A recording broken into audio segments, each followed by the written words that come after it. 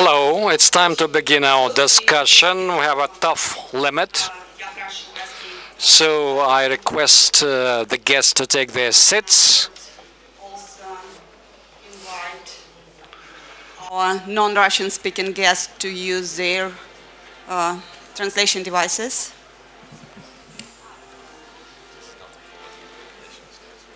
Mr. Piju, do you have this? Maybe it's better. Yes. Okay. I'm Anna Branovitskaya. I'm Director for Research, Institute of Modernism. I study history of architecture and unofficially protect the heritage. So I was invited to host this discussion. Let me introduce our esteemed participants. Next to me is Mr. Francesco Bandarin, as you know, Deputy General Director of UNESCO for Culture and head of system of UNESCO Worldwide Heritage, a person responsible for cultural heritage on a very high level. Next to him is Rainer Greif, the architect and their OMM partner, theoretician, well-known bureau. We know him very well, and let me remind you, Mr. de Graaf took part in organizing the work of Institute Strelka and in making Strelka curriculum, which caused a very serious change of the Moscow environment. I see Leonid Kondrashov, his deputy head Department of Cultural Heritage of Moscow, and the main archaeologist of Moscow. That is a person who takes care about the archaeological heritage of our capital. Next is Mr. Peju, the architect, founder and head of Studio Peju, the architectural bureau, well known for very interesting works on the heritage and integration of problematic heritage in the life of a modern megacity. And at long last, Elizaveta Levitskaya, senior researcher, the Institute of Mega Design, Strelka Design Institute. Elizabeth prepared a very serious report on the world heritage of the former USSR, and she will present a small report about the findings about the objects of worldwide heritage in Russia. So, we have a very short time to discuss the place of cultural and architectural heritage in the modern city, and challenges we are facing so that this heritage would not be perceived as a burden on the city budget, and the problem that has to be tackled and solved. And this should be a part of the modern environment.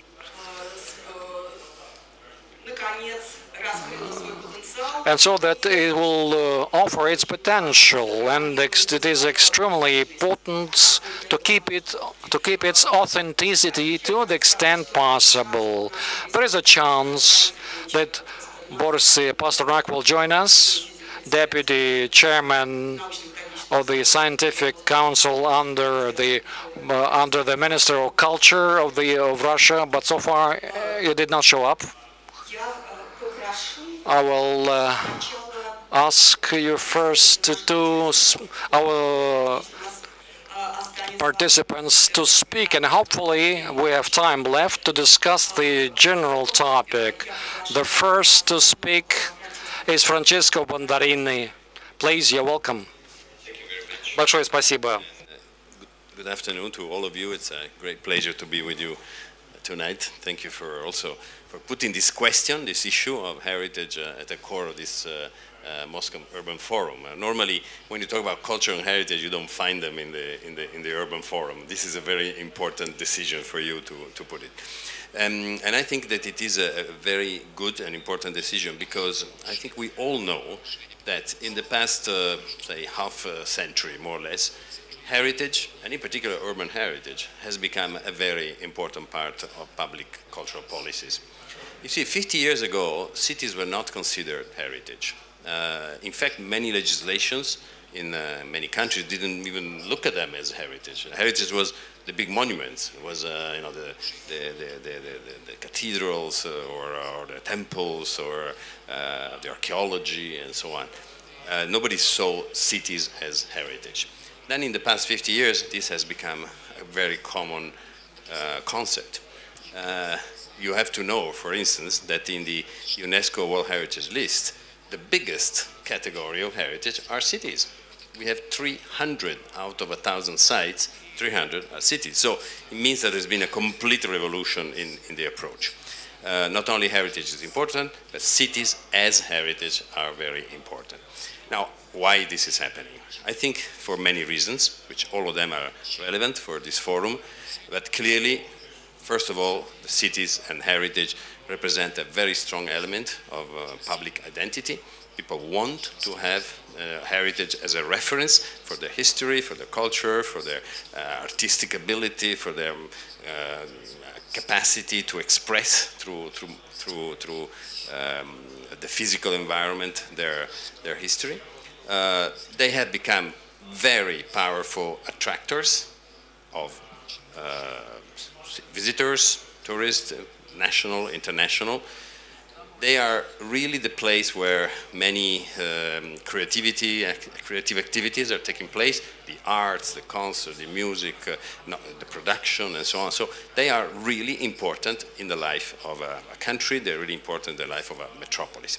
Now, I can see, and I confirm, that this has become a very important area of public policy.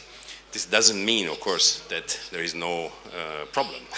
On the contrary, we do have a lot of problems. Maybe the problems are not the same one that we had 50 years ago, when entire historic centers were threatened and maybe even destroyed through a process of modernization that was very brutal and very blind and so on. Today, this doesn't happen. Before we destroy an historic center, you know, there is a lot that happens. Look, you know, even if you look at what's happening in the Middle East and so on, whenever a historic place is touched, now there is a public uproar, a global public uproar. But there are many other threats.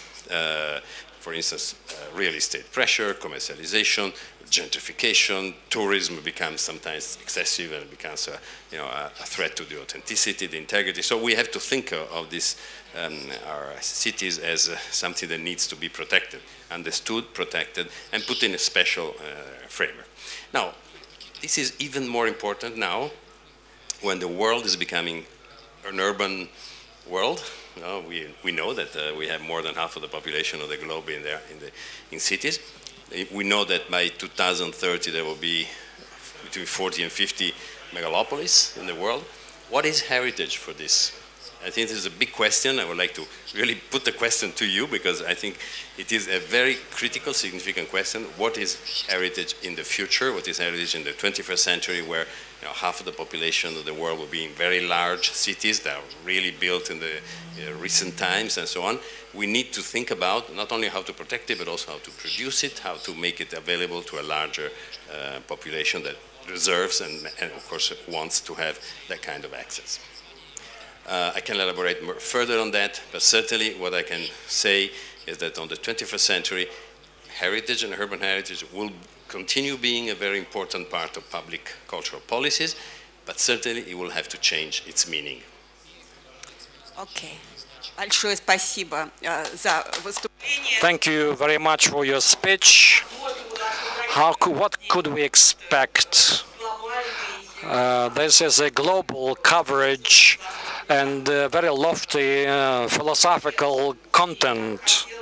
That's what I heard.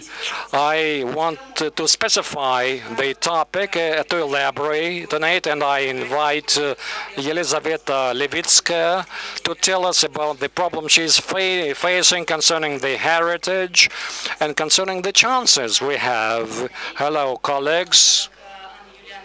Anna said in 2015, the Institute Strelka prepared a report for UNESCO on the role of culture in the development of cities.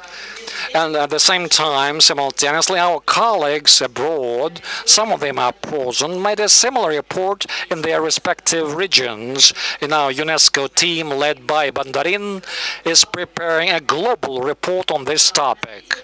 The heritage was part of our survey, but I'd like to focus on it now. Since we have a panel discussion, I'd like to talk about the main challenges, to discuss them later. I will start from the systemic challenge in Russia. Up till now, we don't have understanding that keeping and development do not exclude each other, they add to each other, and heritage can be a powerful asset to develop cities. This leads to the fact that today we don't have enough funding and financing to keep the objects of heritage which become derelict and destroyed as part of new construction. There are other negative scenarios, total reconstructions, when a new project absorbs the heritage object. Another scenario is reconstruction from scratch, from greenfield, and additional construction, what happened in Tsaritsino. So we should evaluate how valuable a site is from the point of view of heritage. And there are positive examples too. Revitalization of industrial zones. There are quite many within city boundaries. We removed the production facilities and we kept the huge areas, and we have creative industry now residing there. Industrial architecture is there, but new life will instilled, and this is a balance between keeping and developing. A specific challenge is financing. Today, heritage is a burden for the city and the state budget.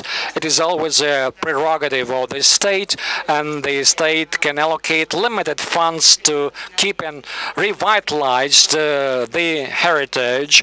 The mechanism of attracting private financing is not well developed, which makes the monuments obsolete. According to the up to 50 to 80% of monuments are in a unsatisfactory condition. In the past 10 years, 250 monuments were destroyed, 50 are become derelict. The Center of Development cites data that funds for restoration, 10% belongs to private investments only. There are positive examples too. The meter for rubles implemented Moscow in the Moscow region, whereby the investor, on the condition of the keeping liability to secure. There are some cities that use heritage as active tourism attraction. The brightest example is Suzdal, but don't forget that the heritage must be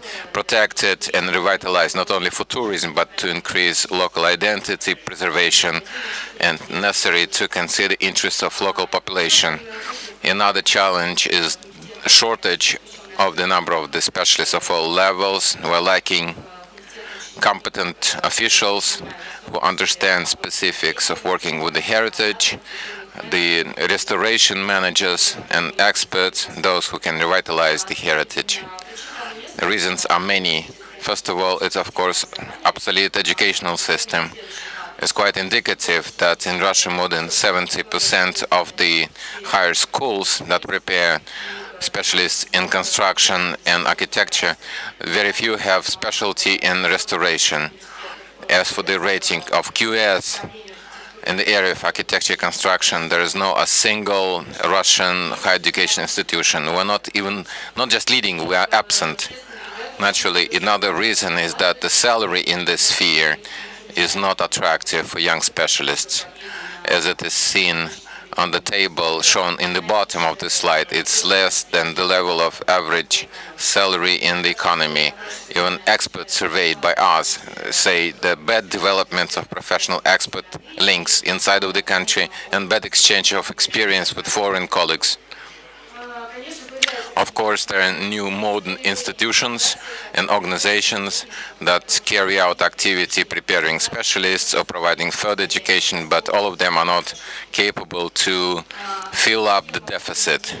And another topic that we have now research, it's the Soviet heritage. First of all, we're talking about the heritage of avant-garde and Stalin's architecture, because this is unique heritage for Russia and for the provinces in general, where we keep so many facilities as the constructivism and other types of avant-garde and Stalin's architecture facilities. If Stalin's architecture is at this point is not being demolished for the new construction, but most frequently they believe it's not deserving any restoration, and the remodeling is very rough. The monuments of constructivism and other directions of avant-garde have very sad state. They are in harder condition, and even more so their value is appreciated by a very narrow group of specialists and the citizens who care. And of course, a very acute discussion topic is the heritage, undetected heritage of the late Soviet period. There are interesting examples as the micro-districts and Khrushchev 5-story apartment blocks. This is a big problem for Russian cities because they are not in position to provide quality of life that responds to modern requirements, but after some time it may pose interest for the future generations. And for instance, not accident that when there is big program of demolition of the 5-story buildings, some say that we need to keep at least one building and make museum out of it. As for the micro-districts, several years ago there was a proposal made in order to include into the list of UNESCO list of typical Belyaevo district. And just one topic that I briefly want to touch upon is the heritage and public. Citizens don't always recognize the value and meaning of the heritage, and some don't know how they can contribute into making revitalization of the heritage. Now, situation seemingly is quite rosy in Russia because we see more and more city defenders, organizations of defenders, the citizens organizations, and the most important movements that popularize heritage of intangible. There are some extremes, and my last slide I wanted to use as the last one is the meanings of the dialogue. Consistent revitalization of heritage as the other city processes is possible only in tight dialogue and interaction between all stakeholders, that is the city authority, business community, professional community, and the residents. And it seems that such research that was initiated by UNESCO and also the events such as today's forum enable formation of this dialogue that later on can be used as the foundation of consistent development. Thank you very much, Elizaveta. You touched very sensible topic of undetected heritage and also meaning of relation, attitude towards the heritage for the fate of those facilities that are acknowledged as monuments. I'd like this topic to be continued by Mr. Peju, who was able to create very positive example in very difficult circumstances.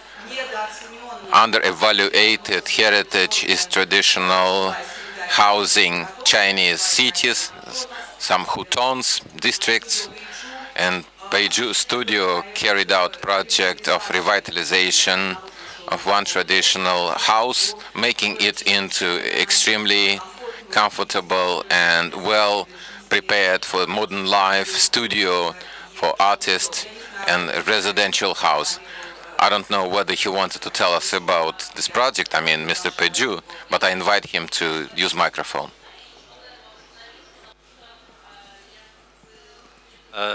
I'm so glad to know the cultural heritage became to the important topic for the Moscow Urban Forum.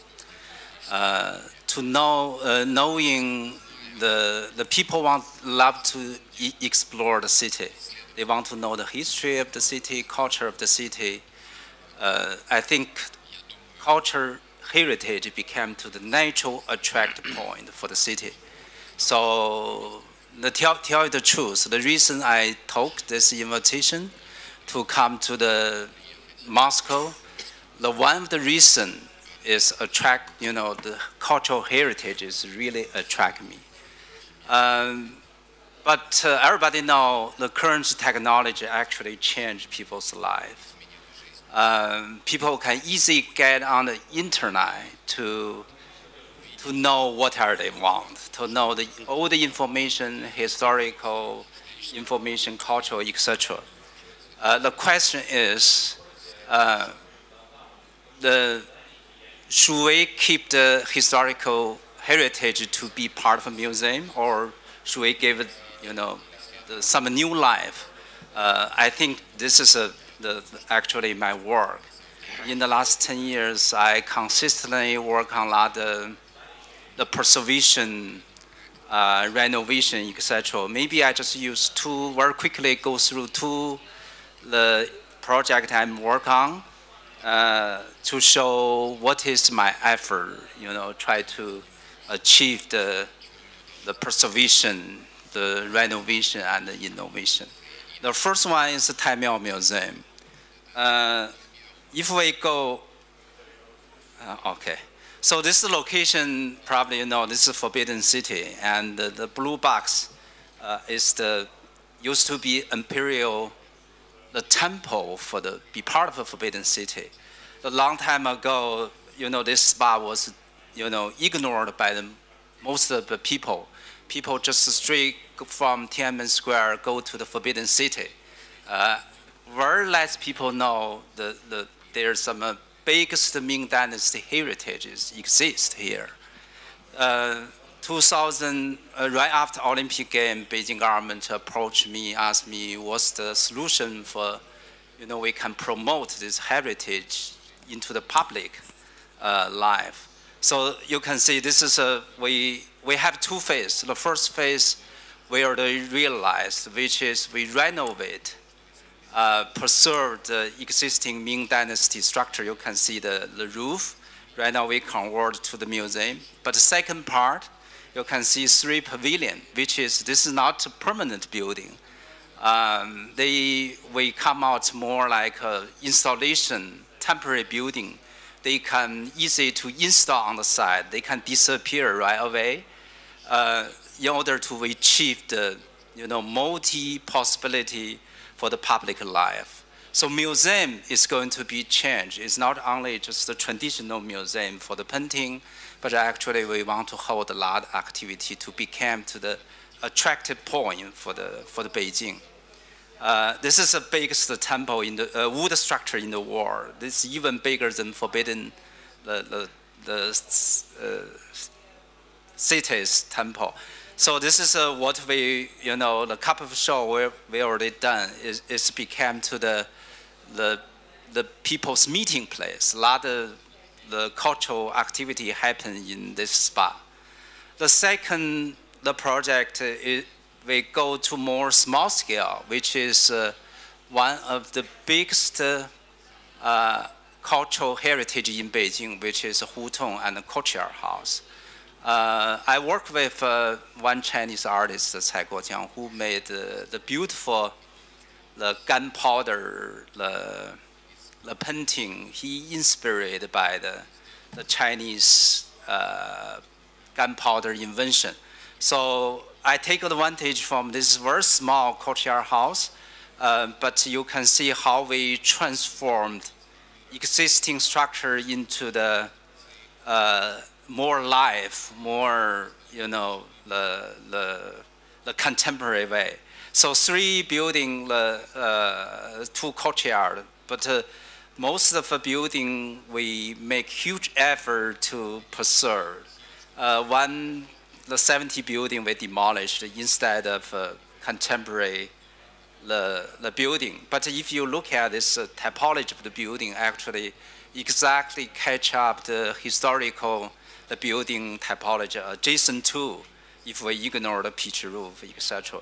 But the building also dialogue each other, reflection, the very soft transparency can achieve both the contemporary and the relation with historical building. For example, a lot of preservation thinking is come up the first, and then we start to renovate, and then how we can give it some new life for this historical building. You can see this is we give a lot of the natural light.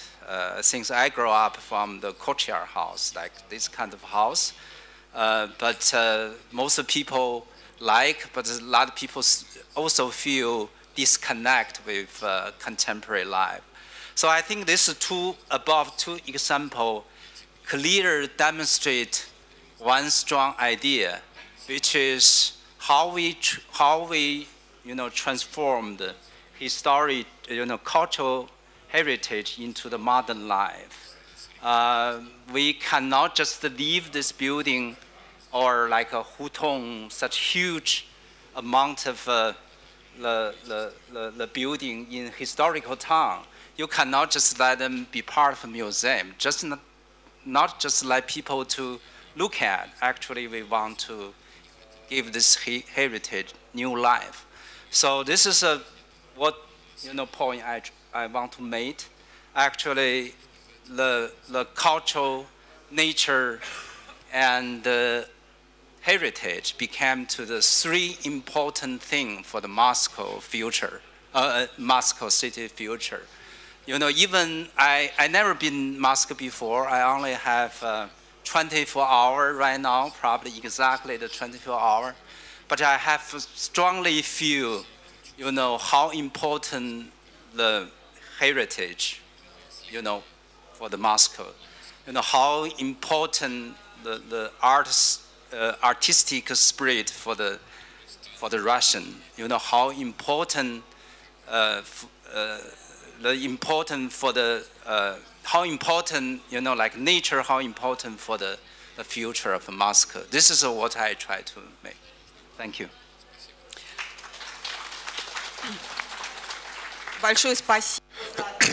Thank you for examples that give us hope that such revitalization of ancient buildings shall continue. But at this point, I'd like to ask to make statement Rainer de Graaf.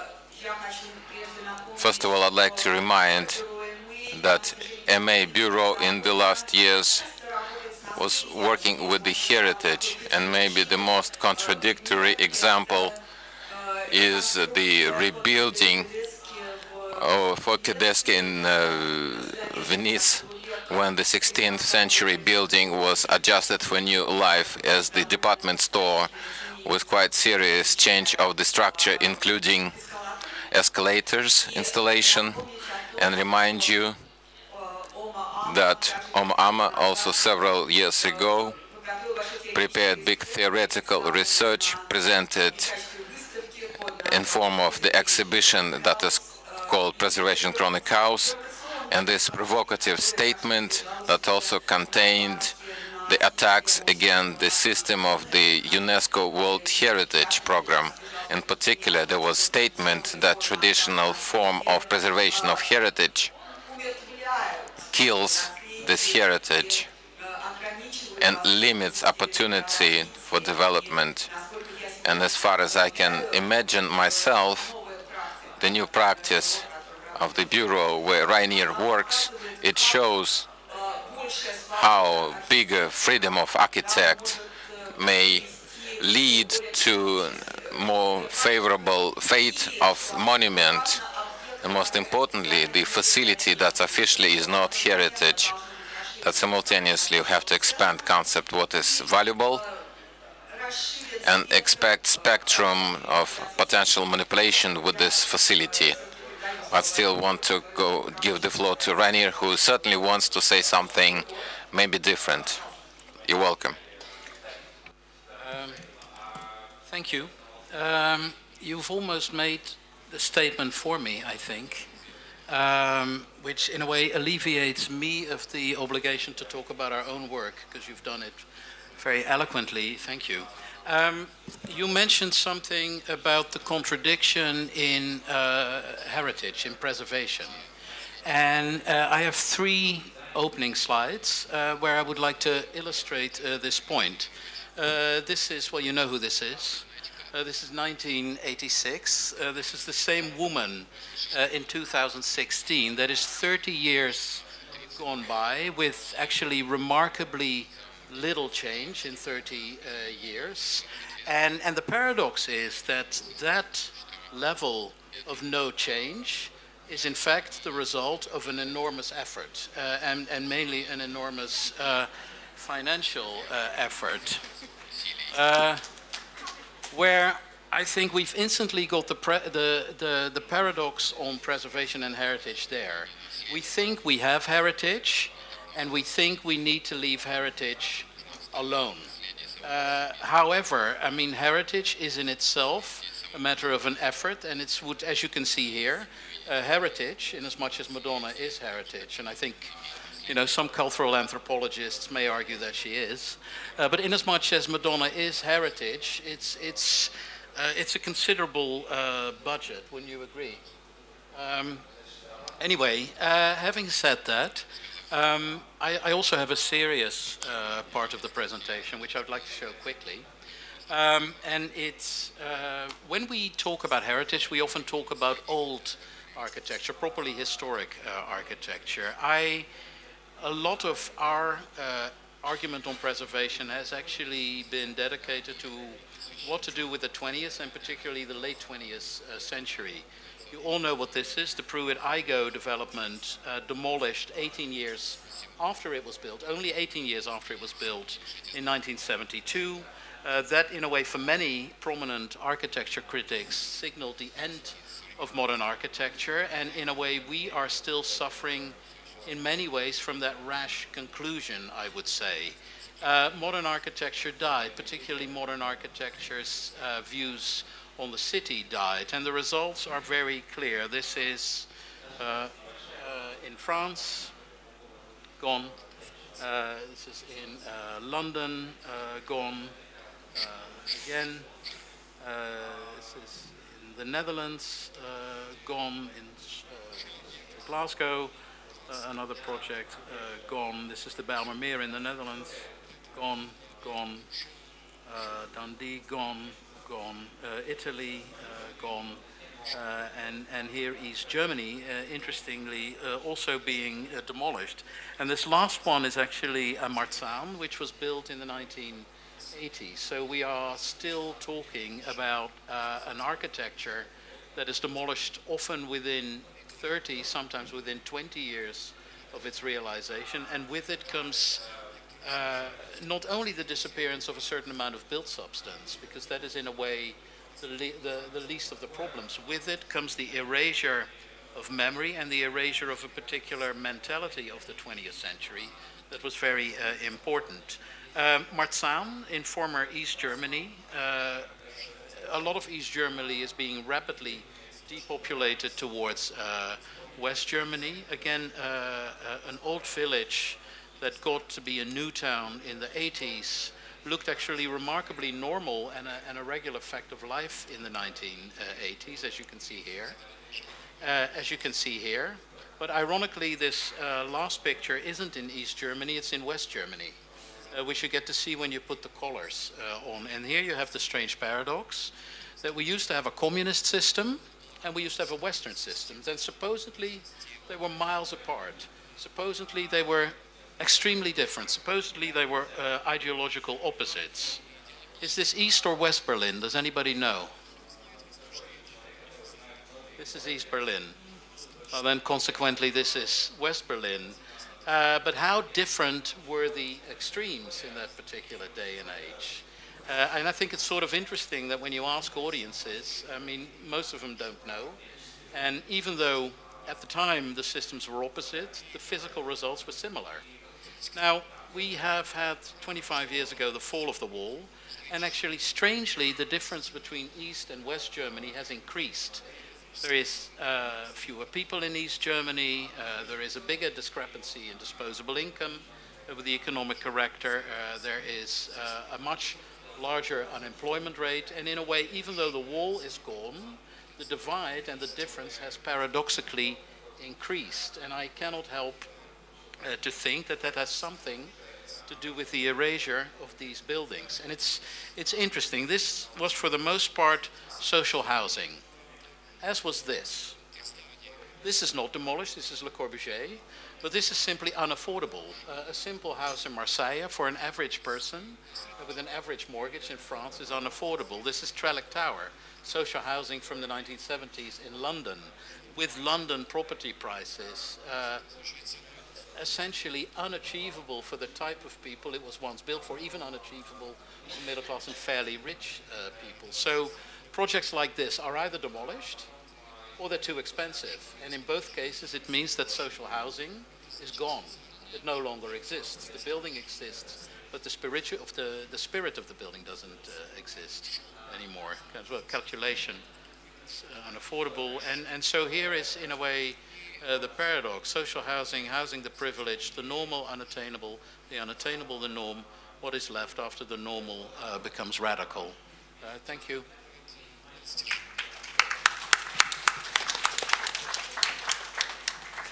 Райнер затронул особенно дорогую мою... Rainer touched upon the topic of the heritage of modernism, which is dear to my heart. If we convert this problem to Moscow, so far, this problem is incompatibility of modern requirements and modern prices has an impact. Not only just post-war, post-modernism complex, which are still in use, but post-revolution working settlements and villages built at the end of 20s or early 30s there, which in terms of number of floors and location should compete with the expensive segment of real estate and are being demolished to give a place, to concede their place. From the youngest strata of heritage, we can pass over to the oldest one.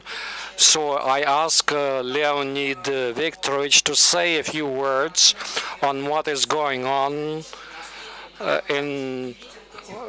about archaeological heritage, because earthworks may pose a danger. When you say, how much time do I have? In 5 minutes we should wrap up. If I have 5 minutes, I try to give you theses. In the first place, let me note an interesting paradox.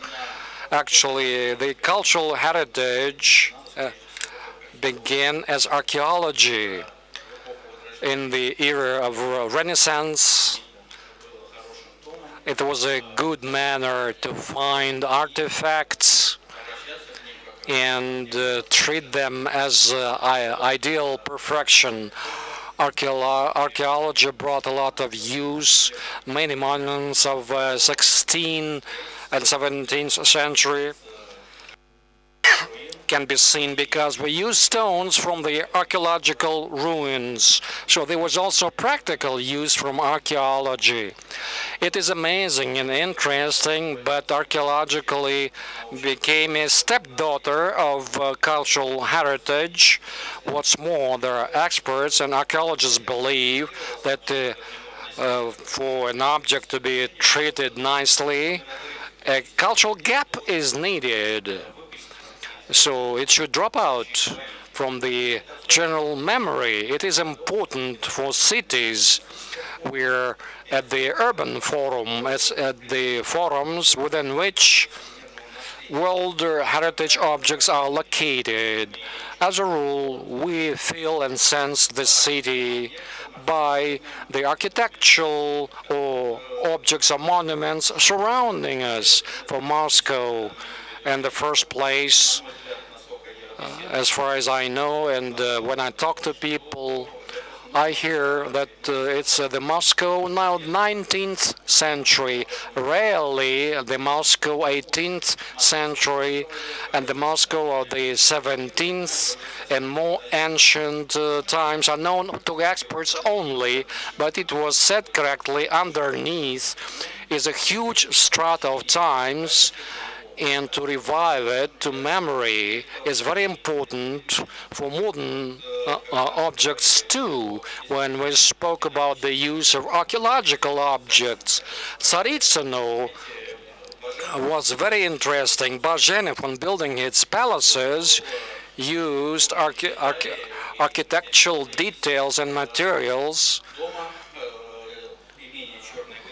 from the house of Chornaya Gres belonging to Prince Golitsyn, and architect Kazakov used Bazhenev materials. The builders of all times are the same. However, let me mention the Tsaritsino site. Even after digging, which are being modified, are outside the historical context. When we made digging on the foundation of the Bazhenev Palace, and I paid a visit after the archaeological digging, I saw remarkable young people which jumped with a bicycle over them. It was convenient for bicycle exercises and jumps, and now we have an inscription forbidding on the lawns of the archaeological sites. So preserving, but it's not quite enough.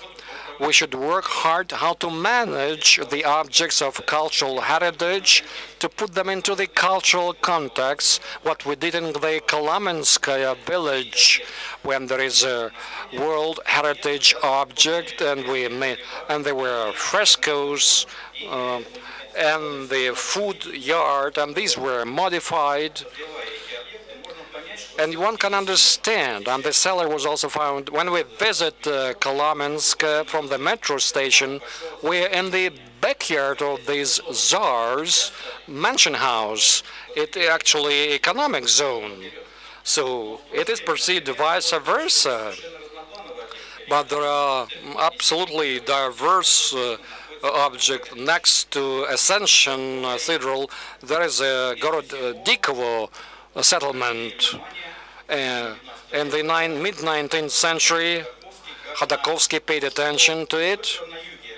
Not only in the south of Russia, in the mid part of Russia, there are archaeological objects, and very rarely this object becomes popular among tourists. And I do hope its archaeological value of this object will be enhanced. At the beginning of our talk, you said about the burden. Archaeological is a burden for a modern city. We should understand this clearly. This burden is related in the first place with preserving what can be preserved and organize preventive archaeological digging, which often happens just in front of our eyes.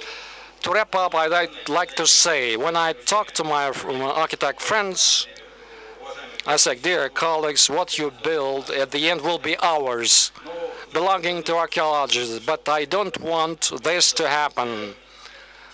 I want the object we see, especially those which are indeed the creation and a work of art, wouldn't be archaeological object and will be kept in our memory. But we have a lot to do, digging, we have a lot of things to take care of.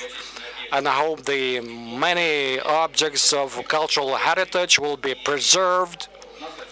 And we, archaeological, we have less work to do. Thank you. Thank you so much. We have very little time. We are hard pressed for time. I thought we don't have time for questions, so I ask a question myself. I'd like to say the following. A sad destiny of the 20th century heritage in our country, especially in Moscow. People who don't like this heritage, they give such an argument. Among the monuments of world heritage, don't include the constructivist building. The reason is not that the quality of that heritage is not worthy of such an assessment, but I'd like Francesco Bandarin, what are their prospects? Are there any initiative to include the object of the 20th century from Russia into the list of world heritage? Thank you very much for the question, quite important. Let me know that this year, actually in 10 days, we will have the nomination of the works of Le Corbusier in the World Heritage List. So the answer to your question is yes, of course, the Russian heritage, which is really very important, perhaps the most important example of modernism in the 20s and early 30s, should be protected and should be put in the World Heritage List at some point. But this requires a lot of work. First of all, it requires a willingness of the government to do it, because we have to receive a proposal. We cannot pick and choose. It requires a very important effort to protect it and restore it, which I've seen is not done in many cases, and requires therefore an effort from the society. I know that there are in this country very important forces that are pushing for this, and of course they are supported also outside, and we also have our own program that supports this activity. So I really hope that after the nomination of Corbusier, which will be a big splash, the government of Russia and those who are responsible for this heritage will understand that it is really a very important asset, and will do the necessary steps. Спасибо большое. Thank you so much. Our time is up. Thank you all. Thank you all. Thank you for attendance. Thank you for coming.